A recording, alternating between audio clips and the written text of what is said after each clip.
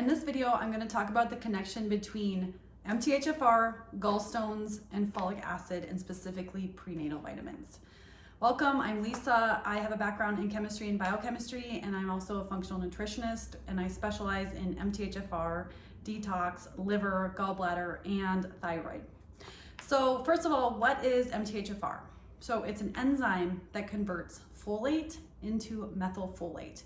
And it's a very important process called methylation. Basically, it's the transfer of a carbon atom with 3 hydrogens. And this methylation process of transferring a single carbon atom, a methyl group, is an extremely important process in your body. It's sort of like your body's way of communicating, turning things on and off, activating things, deactivating things. So you can kind of think of it like the bucket brigade.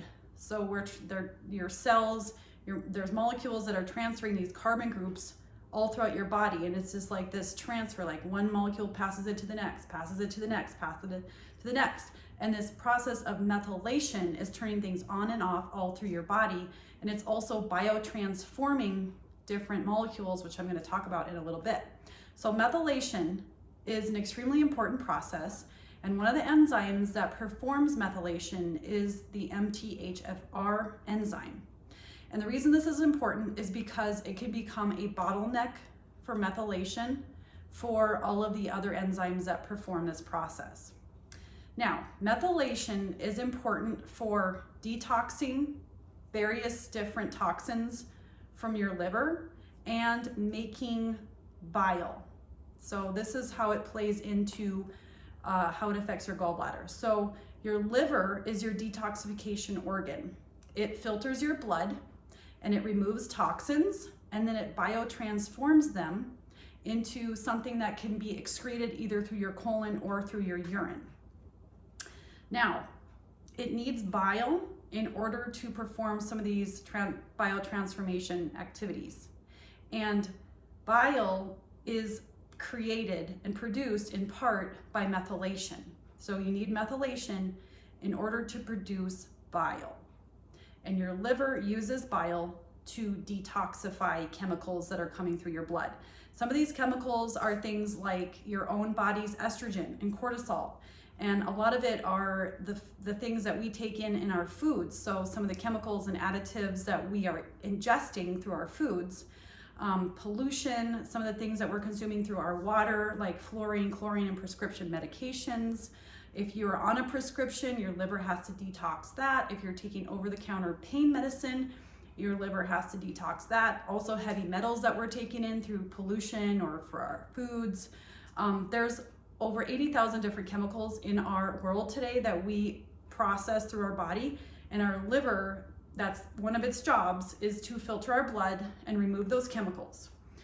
Okay, so if you are taking in toxins and you are not producing and you are not methylating and producing good quality bile, then you are going to get thick, sludgy bile that can turn into gallstones. So bile is an important fluid. It's produced by the liver and it's stored in your gallbladder, and then it's released when you eat a meal. And bile helps to emulsify the fats in your food, and it helps your body absorb fat-soluble nutrients like vitamins A, D, E, K, and omega-3 fatty acids.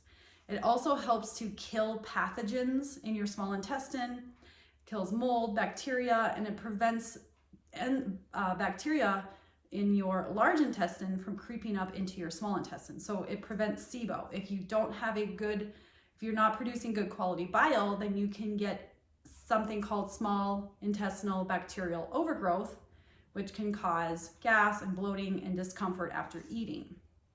So what happens with methylation? If you have a variation in this enzyme called the MTHFR, then you have a reduced ability to methylate or a reduced ability to detox.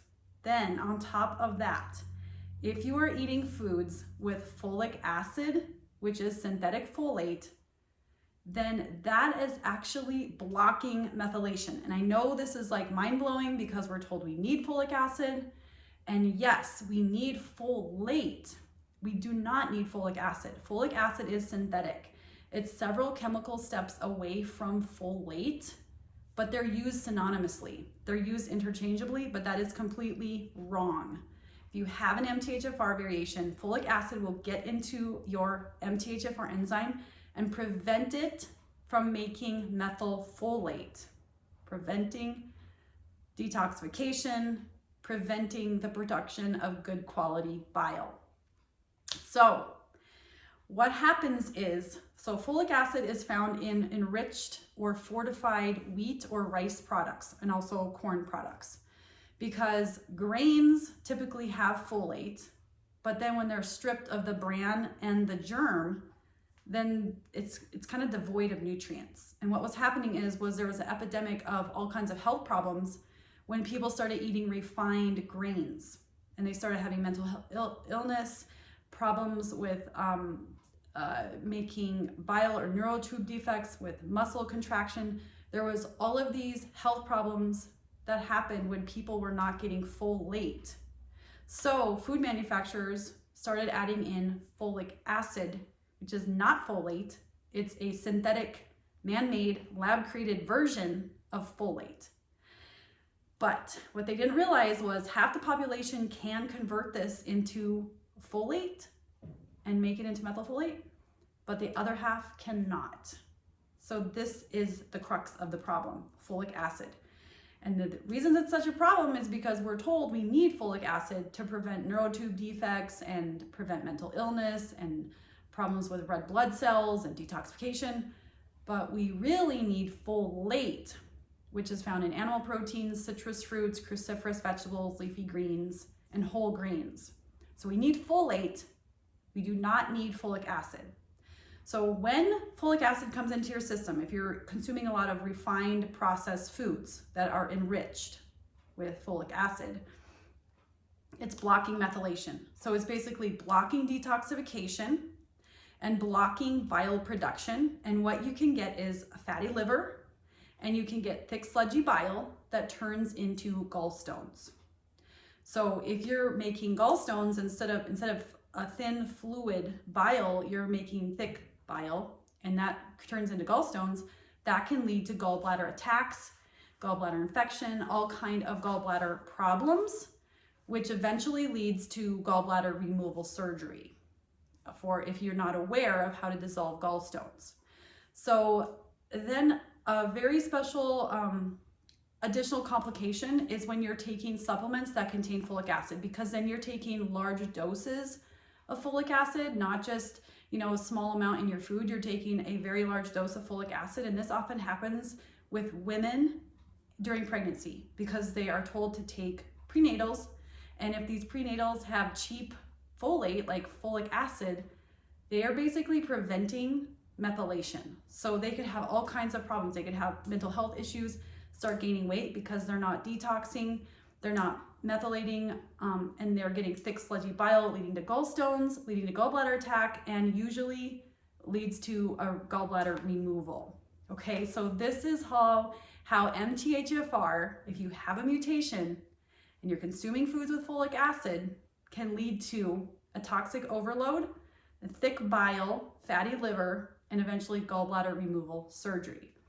So this is why this is happening so much, is because a lot of people are consuming processed foods with folic acid. Our diet's filled with it. I mean, pizza, pasta, cookies, breads, quick breads, muffins, basically anything that uses white flour has been enriched or fortified with folic acid and some other nutrients. So if you are interested, I do have a gallbladder course, an online course that teaches you more about the gallbladder and the liver, and has a meal plan to help you eat foods that do not contain folic acid. So it helps you change your diet from maybe a wheat-based diet to a gluten-free diet, high in animal proteins that support your liver, support bile flow, support the detoxification. And I will link that down below. But be aware that there is a connection to what you're eating to your health issues. And if you have MTHFR, have fatty liver, you have gallstones, then this is the connection here. Okay, so I hope this video was helpful. Planning on doing more in the future and just helping you understand how MTHFR is causing a lot of health issues. I'm planning on doing one on mental health, on fibromyalgia, on hypothyroid, on Hashimoto's, and many, many more, because it's a very widespread problem, and we need more awareness about how this is a root cause of many, many health problems. Thank you so much for joining me today.